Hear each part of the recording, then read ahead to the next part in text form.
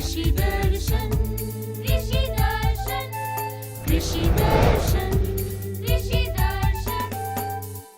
कार्यक्रम कृषि दर्शन में आप सभी किसान भाइयों का स्वागत है। किसान भाइयों, जिस प्रकार हम अपने शरीर अपने स्वास्थ्य का ध्यान रखते हैं, उसी प्रकार हमें ज़रूरी है कि हम अपने फसलों और सब्जियों का भी ध्यान रखें। तो आज के इस अंक में इन्हीं विषयों पर हम चर्चा करेंगे, मगर उससे पहले हम आपको दिखा देते हैं कृषि समाचार, क्योंकि इसका आप कर रहे हैं बेसब्री से इंतजार। नमस्कार, कृषि समाचार में आपका स्वागत है। मैं हूं पूजा। आइए देखते हैं आज कृषि समाचार में क्या है खास। गढ़वा के खुदरा मछली विक्रेता अनुदान पर ले सकते हैं स्टॉल। चतरा के मछली पालक ले सकते हैं सामूहिक दुर्घटना बीमा योजना से लाभ। मसूर के बेहतर उत्पादन के लिए लगाएं उन्नत प्रभेद PL 406। अब समाचार विस्तार से। गढ़वा जिला मत्स्य कार्यालय की ओर से शहरी खुदरा मछली विक्रेताओं के लिए मत्स्य डोमेस्टिक मार्केट योजना चलाई जा रही है। इस योजना के अंतर्गत शहरी क्षेत्र में हाइजेनिक कंडीशन में मछली के प्रसंस्करण एवं बिक्री के लिए सरकारी अनुदान पर स्टॉल उपलब्ध कराया जाएगा। स्टॉल की समेकित लागत 40,000 रुपए है। इसमें SC, ST, BPL और दिव्यांग श्रेणी के लाभुकों को 95% और अन्य कोटि के लाभुकों को 90% अनुदान दिया जाएगा। इस योजना से लाभ लेने के लिए 20 सितंबर 2016 तक जिला मत्स्य कार्यालय गढ़वा में अपना आवेदन पत्र जमा कर सकते हैं। चतरा में मछली पालन से जुड़े लोगों के लिए सामूहिक दुर्घटना बीमा योजना चलाई जा रही है। इस योजना के तहत सामान्य जाति से 2200, पिछड़ी जाति और अनुसूचित जनजाति से 1000 और अनुसूचित जाति से 400 लाभुकों का चयन किया जाएगा। बीमा के लिए निबंधित मत्स्यजीवी सहयोग समिति के सदस्य, निबंधित मत्स्यजीवी स्वावलंबी समिति के सदस्य, राज्य स्तर पर मत्स्य विभाग से जुड़े मत्स्य पालक, प्रशिक्षित मत्स्य कृषक, मत्स्य विक्रेता, मत्स्य बीज उत्पादक और मत्स्य मित्र जिला मत्स्य कार्यालय चतरा में 30 सितंबर तक अपना आवेदन पत्र जमा कर सकते हैं। राज्य के जो किसान रबी दलहनी फसल चना की खेती करना चाहते हैं, वे अच्छी बढ़वार और अच्छी उपज के लिए कतारों में बुआई करें। उकटा रोग से बचाव के लिए बीजोपचार के बाद ही बीज बोएं। साथ ही फल छेदक कीट के रोकथाम के लिए क्विनाल फार्स दवा का उपयोग करें। किसान भाई, चना फसल लगाने से पहले बीज को बेबस्टीन दवा से उपचारित कर लें। इससे चना में उकटा रोग नहीं लगेगा। बुआई के बाद 2 बार निकाई गुड़ाई जरूर करें।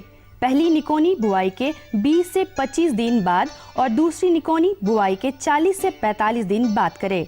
इससे पौधों की बढ़वार और उपज अच्छी होती है। किसान भाइयों, अगर आप चना की खेती कर रहे हैं तो एक तो लाइन से बुआई करें, दूसरा है कि आप उसकी निकाई गुड़ाई 2 बार करें, 20 से 25 दिन पे और 40 से 45 दिन पे।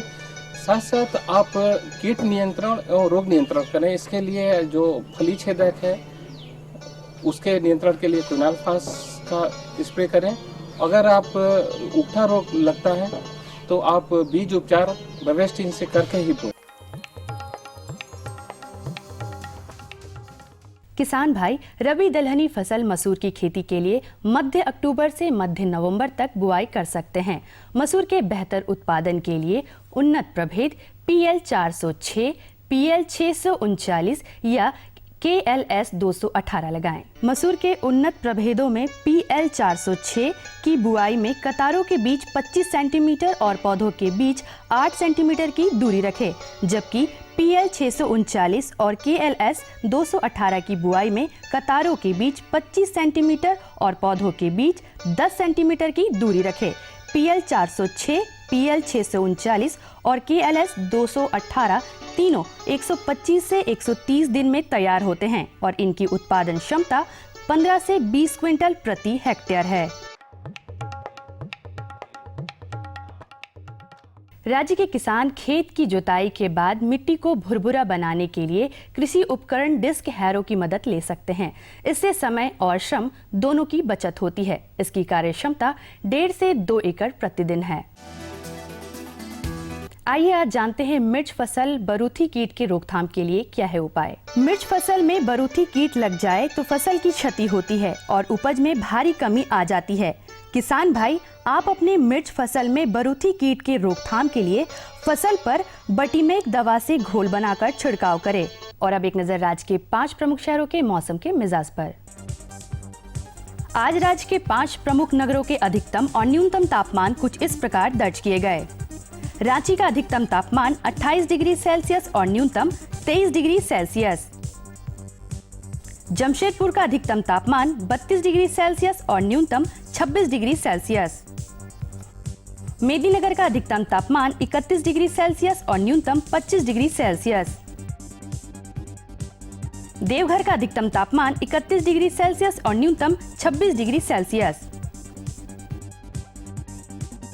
और वहीं धनबाद का अधिकतम तापमान 32 डिग्री सेल्सियस और न्यूनतम 26 डिग्री सेल्सियस दर्ज किया गया।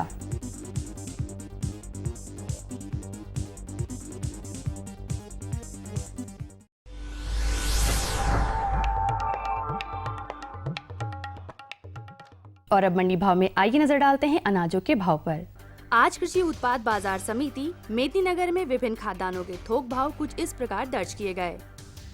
चावल मध्यम 2190 रुपए से 2400 रुपए, गेहूं 1940 रुपए से 2100 रुपए, दाल अरहर 10,900 रुपए से 12,000 रुपए, दाल मसूर 8,450 रुपए से 8,800 रुपए, दाल चना 8,460 रुपए से 8,800 रुपए, सरसों तेल 9,950 रुपए से 11,000 रुपए, चीनी 3,860 रुपए से 4,000 रुपए, आलू 2,070 रुपए से 2,200 रुपए और प्याज 1,140 रुपए से 1,300 रुपए प्रति क्विंटल रहा। कृषि समाचार में आज इतना ही। अगले दिन अगले अंक में फिर मुलाकात होगी कुछ ताज़ा तरीन खबरों के साथ। तब तक के लिए दीजिए इजाजत। नमस्कार, जोहार। तो किसान भाइयों, आप देख रहे थे कृषि समाचार, जिसमें आपने कृषि संबंधी ढेर सारी जानकारियां प्राप्त की। मौसम के मिजाज से लेकर मंडी के भाव के बारे में भी आपने जाना। तो किसान भाइयों, वक्त हो चला है एक और छोटे से विराम का, तो आप कहीं मत जाइएगा क्योंकि हम आपको देंगे ढेर सारी जानकारियां। ये लो और बताओ। बस। अरे ये क्या भैया जी, बस इतनी सी रासायनिक खाद? किसानी छोड़ रहे हो क्या? किसानी नहीं, नादानी छोड़ रहे हैं। मिट्टी की जांच कराई है। अब तो लालाजी जितनी जरूरत है उतने ही उर्वरक खेत में डालेंगे। हाँ, किसान भाई आज ही अपने जिले की नजदीकी भूमि परीक्षण प्रयोगशाला में मिट्टी की जांच जरूर करवाएं और मिट्टी में पोषक तत्व, नमी व पौधे के विकास को देखते हुए केवल जरूरत के अनुसार ही पोषक तत्व डालें। और हाँ, मिट्टी में गंधक, जस्ता, बोरोन जैसे सूक्ष्म पोषक तत्वों का पता लगाना भी न भूलें। उर्वरक और जैविक खाद के सही उपयोग से भूमि का उपजाऊपन बनाए रखें, उत्पादकता बढ़ाएं, खर्चा घटाएं और बहुमूल्य विदेशी मुद्रा बचाने में भी सहयोग दें। और हाँ, धीमी गति से नाइट्रोजन उपलब्ध कराने वाले उर्वरकों जैसे नीम लेपित यूरिया को प्राथमिकता दें और यूरिया का पत्तों पर छिड़काव करें। अरे वाह, तू तो सचमुच समझदार हो गया रे। अधिक जानकारी के लिए संपर्क करें जिला कृषि अधिकारी या किसान कॉल सेंटर। किसान भाइयों, जैसे मैंने कार्यक्रम की शुरुआत में ही कहा था कि हमें ज़रूरी है कि अगर हम अपने स्वास्थ्य का ध्यान रखें तभी अपने फसलों का भी ध्यान रख सकते हैं। अब आप सोचेंगे कि मैं इन दोनों चीज़ों को क्यों एक साथ बोल रही हूँ। देखिए किसान भाइयों, अगर हमारा शरीर स्वस्थ नहीं रहेगा तो हम कोई भी काम नहीं कर सकते हैं, ठीक है। और अगर हमारा फसल, हमारी सब्जियाँ अगर सही नहीं रहेंगी तो हमें उससे अधिक लाभ भी नहीं मिलेगा। तो किसान भाइयों, आज हम आपको बताएंगे कि सब्जी फसलों में सूक्ष्म पोषक तत्वों का प्रबंधन हम किस प्रकार से करेंगे। इसके बारे में हम आपको देंगे ढेर सारी जानकारियाँ। अपने राज्य झारखंड में बड़े पैमाने पर सब्जी फसलों की खेती की जाती है। किसी भी फसल की अच्छी उपज में मुख्य योगदान होता है मिट्टी में मौजूद पोषक तत्वों का। लेकिन सब्जी फसलों के बेहतर उत्पादन में मुख्य भूमिका निभाते हैं सूक्ष्म पोषक तत्व। करीब 16 प्रकार के सूक्ष्म पोषक तत्व होते हैं। ये मिट्टी में बहुत अल्प मात्रा में होते हैं। इनकी कमी से सब्जी फसलों में रोग और कीट लगने की संभावना बढ़ जाती है। तो आइए सबसे पहले जानते हैं सूक्ष्म पोषक तत्व क्या है। हाँ किसान भाइयों, ये जैसे आपने सुना कि सूक्ष्म पोषक तत्व मतलब ये बहुत ही कम मात्रा में पौधा को चाहिए। जैसे कि हम पौधा में बहुत सारा आप डालते हैं, यूरिया डालते हैं, डीएपी डालते हैं, बहुत कुछ आप डालते हैं। तो उसमें वो जो आप डालते हैं वो हमारा है मुख्य पोषक तत्व होता है, नाइट्रोजन, फास्फोरस, पोटास आप लोग डालते हैं। लेकिन जो ये सूक्ष्म पोषक तत्व है ये बहुत ही कम मात्रा में चाहिए। और ये सूक्ष्म पोषक तत्व में आता है कि जैसे आपने देखा होगा बोरन और जिंक आता है, उसके बाद आता है हमारा आयरन होता है, मैंगनीज होता है, क्लोरीन होता है। तो बहुत सारे हमारे सूक्ष्म पोषक तत्व होते हैं। और पौधा के लिए सभी हमें अगर बैलेंस चाहिए, अगर जैसे आपने खाली यूरिया डाल दिया या एमओपी डाल दिया, डीएपी डाल दिया, तो हम उसमें इम्बैलेंस हो जा रहा है। तो इम्बैलेंस होने से क्या होता है कि कोई भी पोषक तत्व अगर इम्बैलेंस हो जाएगा तो बीमारी उसमें पौधा में जल्दी लगने की शंका रहती है। और कीड़ा का भी प्रकोप ज़्यादा होता है। अगर आप ज़्यादा नाइट्रोजन डालते हैं तो उसमें क्या होगा, इम्बैलेंस हो जाएगा, पौधा थोड़ा सा झुलसा जाएगा और उसमें कीड़े की प्रकोप ज़्यादा होगा। तो जब तक हम उसको बैलेंस में नहीं लाएंगे तब हमारा ये पौधा होगा नहीं। तब इसलिए हमारा है मुख्य पोषक तत्व साथ ही साथ सूक्ष्म पोषक तत्व की पौधा में ज़रूरत होता है। आज हम सब्जी फसलों की खेती में सूक्ष्म पोषक तत्व प्रबंधन विषय पर इसलिए चर्चा कर रहे हैं क्योंकि झारखंड की ज़्यादातर मिट्टी अम्लीय है। अम्लीय मिट्टी में सूक्ष्म पोषक तत्व घट जाते हैं। इससे उपज और उपज की गुणवत्ता कमज़ोर हो जाती है। सब्जी फसल के पौधों में बोरॉन, जिंक, कैल्शियम की कमी होने से कुछ इस तरह के लक्षण दिखेंगे। बोरन का हमारा अगर मिट्टी में देखें तो बहुत ही कम मात्रा में है, झारखंड की मिट्टी में बहुत ही कम मात्रा में है। और उसका हमारा जितना भी सब्जी फसल लेते हैं उसका कमी साफ ही साफ दिखता है। पहले हम लेते हैं बोरन की कमी से, जैसे है आप फूलगोभी करते हैं, फूलगोभी आप लगाते हैं, फूलगोभी जब लगाते हैं तो अभी उसका जो टाइम है, अभी अक्टूबर नवंबर में आप चारा लगाएंगे। फिर उसका जब उसका जो कमी का लक्षण होता है, फूल जो है छितर जाता है। जैसे आपने फूलगोभी देखा होगा, फूल छितर जाता है और फूल के ऊपर में भूरेपन आ जाता है। तो ये मुख्य कारण है कि बोरन की कमी से। अगर बोरन का उसमें आप छिड़काव करेंगे तब उसका निदान हो जाएगा। और जिंक की कमी की हम लेते हैं, अगर जिंक का कमी आप देखेंगे अगर बैगन में, बाकी जैसे जितना भी सब्जी हैं, तो जहाँ जिंक की कमी होगा तो वहाँ पत्ता जो है ना गुच्छेपन टाइप का हो जाएगा। जैसे बैगन में स्पेशली क्या होता है, पत्ता बहुत छोटे छोटे हो जाता है और गुच्छेपन हो जाता है। बाकी फसल में भी, सब्जी फसल में भी, मिर्ची में भी पत्ता जो है ना गुच्छेपन हो जाता है और वहाँ फूल नहीं पकड़ता है, वो जिंक की कमी से होता है। और हम लेते हैं कि कैल्शियम, जैसे आपने टमाटर लगाया होगा, टमाटर में जैसे फल के नीचे कालापन हो जाता है। अगर फल है तो आप नीचे से देखेंगे कि ये कालापन होकर धीरे धीरे सूख जाता है, ये है कैल्शियम की कमी से होता है। और जैसे है आपने लौकी लगाया होगा, लौकी छोटा रहता है और ऊपर डंठल से ये धीरे धीरे सूख जाता है, ये इसका कारण है कि ये कैल्शियम की कमी से होता है। कृषि वैज्ञानिक ने सूक्ष्म पोषक तत्वों की कमी से होने वाले जिन लक्षणों को बताया, किसान भाई आपके फसल में इस तरह के लक्षण दिख रहे हों तो तुरंत इसका उपचार करें। उपचार जल्द असर करे, इसके लिए सूक्ष्म पोषक तत्व युक्त दवाइयों का घोल बनाकर फसल पर छिड़काव करें। इसे कब, कैसे और कितनी मात्रा में करना है, आइए इस बारे में जानते हैं। झारखंड की मिट्टी देखा जाए तो यहाँ अम्लीय मिट्टी है और अम्लीय मिट्टी होने के कारण यहाँ का जो हमारा बोरन की कमी काफ़ी मात्रा में कम है, कैल्शियम कम है, मैग्नीशियम की मात्रा कम है, जिंक की मात्रा कम है। तो ये इतना हमारा जो सूक्ष्म पोषक तत्व कम है तो उसको हमको भरपाई करना होगा। अगर हम मिट्टी में डालते हैं तो ये हमारे मिट्टी को तुरंत फ़ायदा नहीं पहुंचाएगा, क्योंकि हमने सब्जी फसल लगा दिया है और उसी टाइम अगर मिट्टी में इसको अगर डालेंगे तो उसमें तुरंत फ़ायदा नहीं मिलेगा। उसको तुरंत फ़ायदा लेने के लिए हमको स्प्रे करना होगा, उसमें फोलियर एप्लीकेशन हमको डालना होगा। तो मैं एक के बाद एक जितना भी है उसका हम निदान बता रहा हूँ। पहले हम लेते हैं कि बोरन की कमी दूर करने के लिए, अगर बोरन को कमी दूर करना होगा तो हमको बोरिक एसिड नाम का एक खाद मिलता है बाज़ार से, बोरिक एसिड मिलता है या सोलुबोर मिलता है। आप सोलुबोर ले लीजिए, सोलुबोर ज़्यादा मात्रा में अभी बाज़ार में मिलता है। 20 लीटर पानी में 20 ग्राम सोलुबोर, उसके साथ 20 ग्राम यूरिया, 100 ग्राम यूरिया और एक सैचेट शैम्पू जो बाल में लगाते हैं ना शैम्पू, वो आपको घोल बनाना होगा। और 10 दिन के अंतराल में जब आप रोपाई करते हैं, कोई भी सब्जी रोपाई करते हैं, मिर्ची रोपाई करते हैं या टमाटर रोपाई करते हैं या आपका फूलगोभी रोपाई करते हैं, रोपाई के 10 दिन के बाद से 10 दिन के अंतराल में आपको 3 बार उसको छिड़काव करना होगा। जब ये फूल धरने तक ये आपको कंटिन्यू करना होगा, मतलब 1 महीना जैसा आपका ये स्प्रे आपको डालना होगा, तब आपका फूल हो जाएगा। तो फूल धरने से पहले ये काम कर लेना होगा, तब जाके ये आपका जितना भी है वो कमी, बोरोन की जो कमी है वो आप फसल में नहीं दिखेगा और फल में चमक होगा और स्वाद भी उसमें आएगा। दूसरी बात हो जाता है जिंक की। जिंक की कमी दूर करने के लिए जैसे मैंने बताया कि इसको भी आपका जिंक सल्फेट नामक एक दवा जो खाद मिलता है, तो इसको 20 ग्राम जिंक सल्फेट लेना होगा और साथ ही उसको 20 लीटर पानी में घोल के और उसके साथ शैम्पू मिला के उसको छिड़काव करना होगा। उसी हिसाब से 10 दिन के अंतराल में आपका 3 बार उसको छिड़काव करना होगा।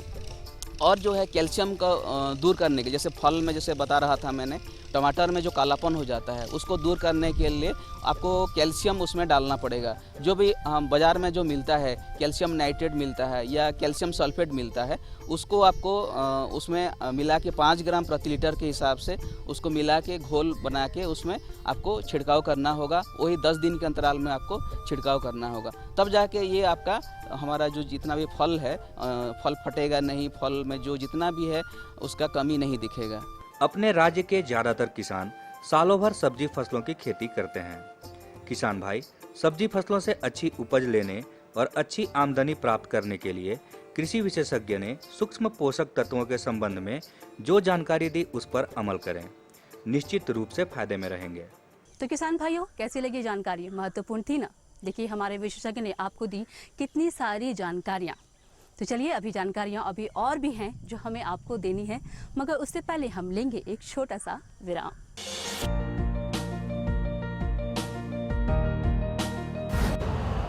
यूरिया का स्वदेशी उत्पादन 70 लाख टन बढ़ाने के लिए 6 उर्वरक संयंत्रों का उद्धार किया जा रहा है। FCIL के गोरखपुर, सिंदरी, तलचर और रामागुंडम संयंत्र, HFCL की बरौनी इकाई और BVFCL की नामरू फोर्थ। सोने पर सुहागा ये है कि देश में अब बनेगा सिर्फ नीम लेपित यूरिया, क्योंकि इससे होगा किसानों का फायदा ही फायदा। अनाज का उत्पादन 10% तक बढ़ेगा, बढ़ेगी 10 से 15% नाइट्रोजन क्षमता।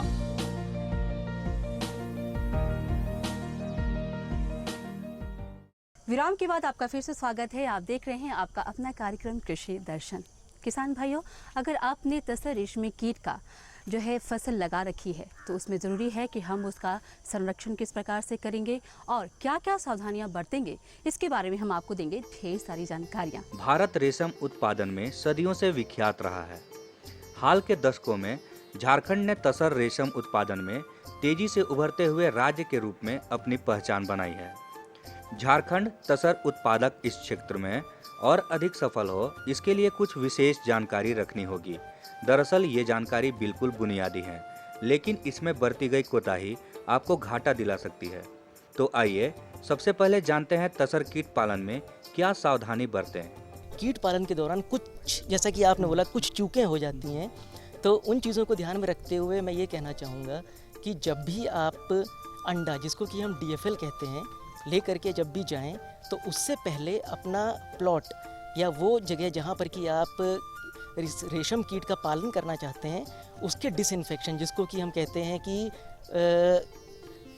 रोग मुक्त करने की जो प्रक्रिया है उसको वहाँ से शुरू करें। ये तो हम सब जानते हैं कि तसर रेशम के कीट पेड़ पर पलते हैं। इन कीटों के जीवन के आधार वृक्ष होते हैं और वृक्षों का जीवन जमीन से जुड़ा होता है। यहाँ कहने का ये मतलब है कि बेहतर रेशम कीट पालन के लिए और कीटों के बेहतर स्वास्थ्य के लिए पेड़ और जमीन को रोग और संक्रमण मुक्त करना सबसे ज़्यादा जरूरी है। इसके लिए बरसात से पहले 3 तरह का उपाय करना चाहिए। कि जो 3 जो स्टेप्स या 3 जो कड़ियाँ हैं वो ये हैं कि बरसात होने से पहले यदि हमारे किसान भाई जिनके पास की फ्लेम गनिंग की सुविधा उपलब्ध है, फ्लेम गनिंग क्या है कि इसमें एक उपकरण होता है जो कि एलपीजी सिलेंडर के साथ में जुड़ करके इसके मुख से आगे फ्लेम निकलती है, जैसे कि गैस के चूल्हे के आगे से फ्लेम निकलती है। ये फ्लेम इसका क्योंकि तापमान बहुत ज़्यादा होता है तो कई सारे जो रोगाणु या जीवाणु जो कि तसर कीट को बीमार करते हैं उनसे ये मतलब उन्हें ख़त्म कर देती है। एक तो ये कर सकते हैं, और दूसरा जो कि मतलब सबसे आसान और सबसे ज़्यादा उपयोग में लाया जाने वाला तरीका है वो ये है कि चूने और ब्लीच का छिड़काव करें। इसमें क्या है कि 9 भाग चूना और 1 भाग ब्लीचिंग पाउडर मिला करके इसको खेत में छिड़का जाता है। इसको सिर्फ ज़मीन पर ही नहीं, इसको पेड़ के ऊपर भी छिड़काव करें, जिससे कि पत्तियों के ऊपर भी यदि कोई रोगाणु या जीवाणु मौजूद हैं तो ये उनका भी खात्मा करेगा।